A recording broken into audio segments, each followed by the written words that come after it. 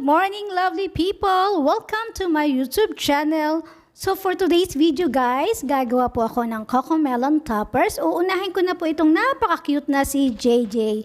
So para po hindi ako mag-rush doon sa aking cake decor, gawin na po natin ng advance. Stay tuned!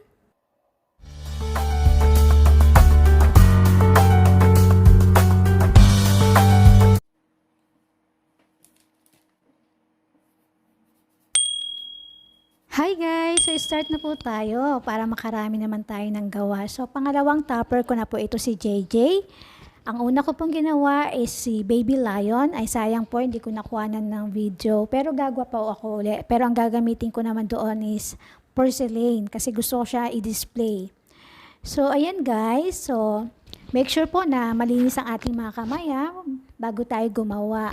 At isang tip, kulang din po sa mga baguhan na gumagawa ng customized cake, lalong-lalo na kung katulad kita na OFW at ito ay extra income mo lang din na ginagawa, friendship. Dapat naka-ready na yung ating mga gagamiting mga tools, mga fondant sa ating working table. Yung kulay ng ating fondant, dapat lahat naka-prepare na yan. So kung walang space o walang place na pwede kang gumawa ng mga ganito, sa kwarto natin pwede naman. Alam nyo ba na ngayong oras na ito ay andito ako sa room ko kasi hindi po ako pwede magkalat sa kusina ni Madam. Ayan, so mag-feeling expert lang ko dito, Day. No? Very challenging po yung mga binibigay sa akin ng mga order ng aking client. Kaya ang gusto nila kanang fondant ko no ang toppers na ilang gusto. So kaya naman si Inday, ayan, mag-feeling expert lagi ko. Nagtanaw ko sa online no kung tagpilan ng kanang mga ready-made na toppers ba na fondant. Hala, Diyos ko, Ginoo, Day. Kamahal di ay no? Isang buwang sahod ko din yun. Ay, hindi naman. Pero isang sakong bigas na day ang presyo ba? Hala, ay wag na lang. So gawa na lang ako dito, no? So tingnan lang natin kung gwapa ba ni akong himuon, basta makahimo ta, no? Kaya naman day ang aking payo, ang aking tip sa imo day, no? Kung ikaw isang OFW din na tulad ko, no? Na kung extra income lagi ni ba, kanang gawin mo na siya ng advance bago yung araw ng magbe-bake ka. Then tapos sabi ko nga na kinabukasan magde-decor na tayo kasi the next day atin na itong i-deliver, o di ba? So at least maganda yung ating outcome ng ating cake, tapos hindi rush yung ating hindi tayo haggard day ba na. Kaya talaga dapat mag-feeling expert tayo lagi. So ayan day, kung ikaw ay bago pa lang dito sa aking YouTube channel, mag-like ka nagday at mag-subscribe at saka pakihit na rin ng ating bell notification para ka nang update ka ba sa mga susunod ko na video na daghan lagi niyang akong himuon ba. Sige lang, stay tuned ha, ayaw paglakaw-lakaw, diha ka lang.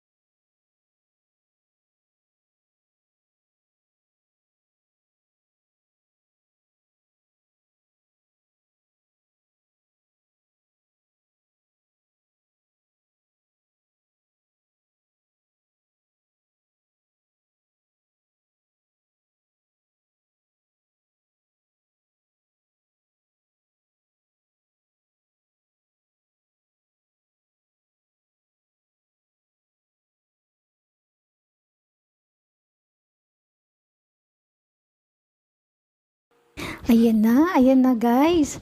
So ayan, malapit na tayo matapos, no? Ay, kamay pa lang pala ito. Wala pa yung mukha ni JJ ba? Akala ko tapos na si JJ. Wala pa yung kanyang mukha.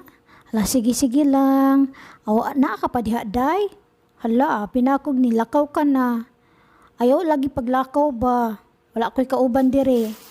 Ayan na dayo, tanawa lagi na. O, sabi sa'yo kapag ka nakaprepare lagi ang atong mga tools ba, ang ating mga fondant, no, talagang walang hassle lagi. Sige lang, tuloy-tuloy lang ang gawa natin. Oy, by the way guys, no, Sunday ngayon, so wala akong off day. Ayan, so after ko maglinis-linis ng kabahayan, ng napakalaking kulungan ng aso dito, no, after ko, tapos syempre nag-breakfast naman ako at baka maglipong-lipong naman ko ani ba. So ayan, gumagawa na ako nito pero bago yan no, parang naghiga-higa muna ko ba, parang gusto kong matulog pa pero naisip ko madami itong toppers na gagawin ko oy. Tapos ilang araw na lang, andyan na, kailangan nang i-deliver yung cake tapos wala pa akong nagagawa. Ay naku, Diyos mio, marimar. Hindi ako pwede mag-rush talaga. At hindi rin naman ako pwedeng magpuyat-puyat sa gabi kasi pagka umaga, aga-aga ko magising kasi kailangan maaga-maaga magising dito, no? Para maglinis na ng umaga pa lang. So, ayan. So, sabi ko nga, so, kailangan talaga, ready na lahat yan. Bangon talaga ko, nibangon ko, naghimo-himo na ko dire, ayan. So, tanawa, no, nakahimo, good ko. So, andyan ka pa day, no? Ay, sige lang. Tanaw lang diha day kay daghan palagi ni akong himuon oy. Nauna lang ni si JJ, si Baby Lion lagi kay wala naman siya na ako nakuha nag picture, video. So sige lang kay naa pa may mga kasunod ba.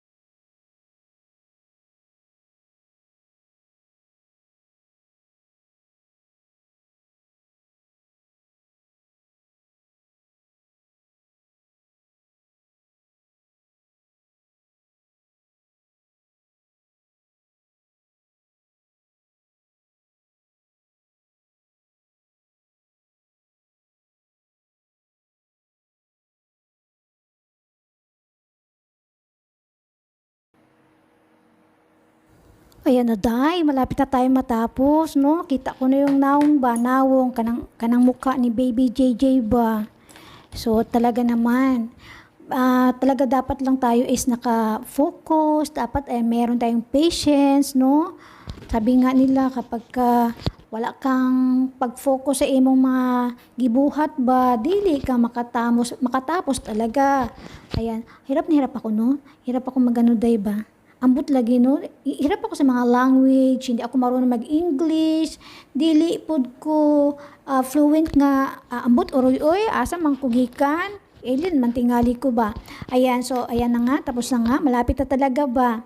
So ato siya ta ano, butangan og ano ba kanang ayan, kana lagi ba. Ayan, nag-smile ba kanang smile ba kana lagi. So mauning maganda day ba kung ato himuon nga advance, no? Ang atong mga toppers, hindi tayo mag-rush on the day of our